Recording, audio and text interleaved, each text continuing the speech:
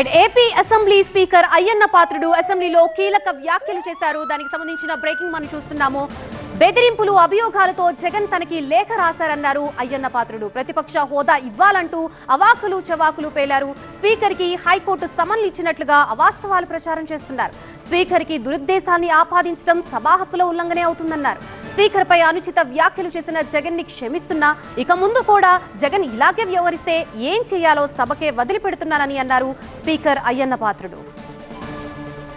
రాజ్యాంగం సభా నిబంధనల ప్రకారంగా స్పీకర్కు దురుద్దేశాలు ఆపాదించడం సభా హక్కుల ఉల్లంఘన కిందకు వస్తుందని మీ అందరికీ తెలుసు.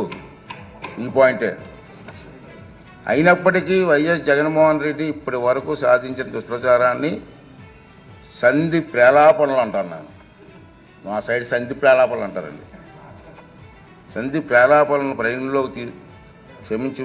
అభి చిన్న కన్ఫ్యూజన్, ఫ్లాట్ కొనాలా సైట్ కొనాలా? కన్ఫ్యూజన్ ఎందుకు? ఒక రియల్ ఎస్టేట్ ఎక్స్పర్ట్ తో మాట్లాడు. ఎలా? బాస్ వాలా బీ ద బాస్. ప్రేలాపనలుగా పరిగణించి క్షమిస్తున్నాను. సభాపతి హోదాలో క్షమిస్తున్నాను. ఈ ధోరణి ఇలాగే కొనసాగిస్తే భవిష్యత్తులో ఎలాంటి చర్యలు తీసుకోవాలనేది ఈ సభలోని సభ్యుల సమిష్టి విజ్ఞతకు వదిలేస్తున్నాను. 10% సీట్లు రాకుండా గతంలో ఎవరికీ ప్రతిపక్ష హోదా ఇవ్వలేదని గత చరిత్రను కూడా స్పీకర్ గుర్తు చేశారు.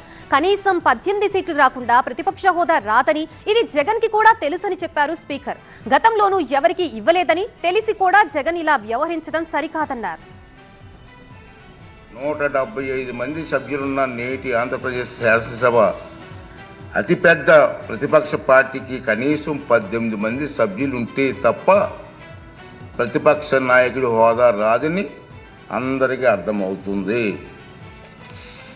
ఈ నిబంధనలు సాంప్రదాయాలు ఉదాహరణలో జగన్మోహన్ రెడ్డికి తెలియదని చాలామంది అనుకుంటున్నారు. కానీ తప్పు. తెలుసు.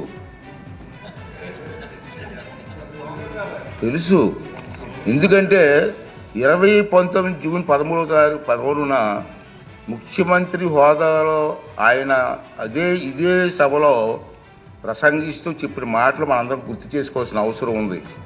చంద్రబాబు నాయుడు గారికి 23 మంది శాసనసభ్యులు ఉన్నారు. ఒక 5 కానీ లాగేస్తే ఆయనకు 18 మంది కూడా ఉండరేమో. ఈ హోదా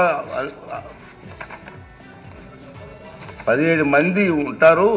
అప్పుడు ఆయన ప్రతిపక్ష నాయకుడు స్టేటస్ కూడా ఉండదని చెప్పి ఇదే జగన్మోహన్ రెడ్డి గారు ఈ హౌస్లో మాట్లాడిన సంగతి మీ అందరికీ తెలుసు.